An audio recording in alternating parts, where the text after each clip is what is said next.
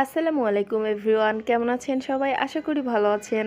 আজকে খুবই সাদামাটা একটি রান্না করেছিলাম আর এত মজা লেগেছিল যা বলার মতো না। আপনাদের সাথে ভিডিওটা শেয়ার করলাম।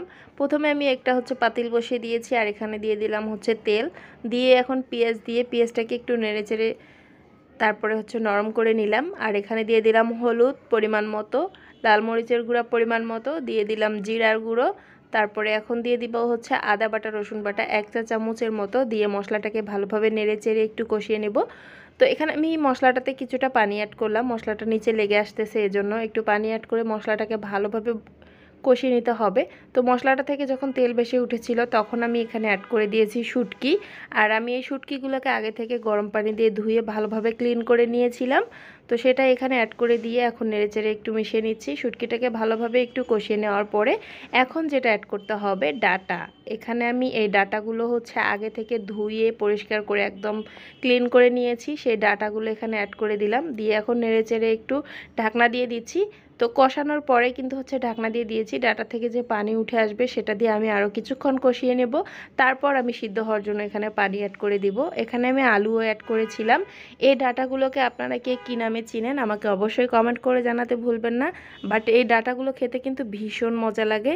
তো আমি বেশ কিছুক্ষণ সময় নিয়ে ডাটাগুলোকে কষিয়ে নিলাম। এখন এখানে সিদ্ধ হওয়ার জন্য পর্যাপ্ত পরিমাণে পানি দিয়ে দিলাম আর এখন নেড়েচেড়ে ঢাকনা দিয়ে ঢেকে দিব।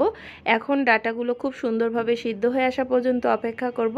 সেই ফাঁকে আপনাদেরকে বলে নিই, আমার ভিডিও আপনাদের কাছে যদি ভালো লেগে থাকে অবশ্যই লাইক কমেন্ট শেয়ার করে দিতে ভুলবেন না। আর একবার হলেও এভাবে রান্না করে দেখবেন, ভীষণ মজা লাগে।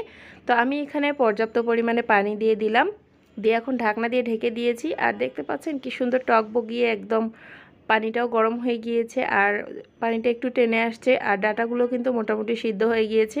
যে পানি আছে এই পানিতে কিন্তু আমার ডাটাগুলো একদম সিদ্ধ হয়ে যাবে। তো আমি আজকে চচ্চড়ি টাইপের করব। আপনারা চাইলে হাতে মাখিয়েও এই চচ্চড়িটা করে নিতে পারেন, বাট আমার কাছে কেন জানি না মনে হয় যে শুটকিটাকে একটু রান্না করে তারপর তরকারিটাকে কষিয়ে রান্না করলে এটার টেস্টটা আরও দ্বিগুণ হয়। আমার কাছে এরকমই খেতে ভালো লাগে। এখন যার যার ইচ্ছা অনুযায়ী যে যেভাবে পারেন সেভাবে রান্না করতে পারবেন, কোনো সমস্যা নেই। বাট এভাবে রান্না করলে ডিফারেন্ট একটা স্বাদ আসে।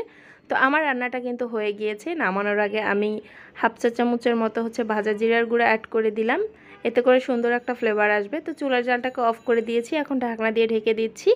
আমার রান্নাটা কমপ্লিট হয়ে গিয়েছে। আমি আপনাদেরকে এখন সার্ভ করে দেখিয়ে দিচ্ছি যে আমার আজকে এই শুটকি দিয়ে ডাটার তরকারিটা কতটা মজার হয়েছিল। গরম ভাতের সাথে জাস্ট একদম জমে যাবে। তো দেখতে পাচ্ছেন খুব সহজভাবে আমি আজকে আপনাদের সাথে রেসিপি শেয়ার করেছি আর খুবই মজা হয়েছিল। তো পরবর্তী ভিডিওতে দেখা হবে। আল্লাহ হাফেজ।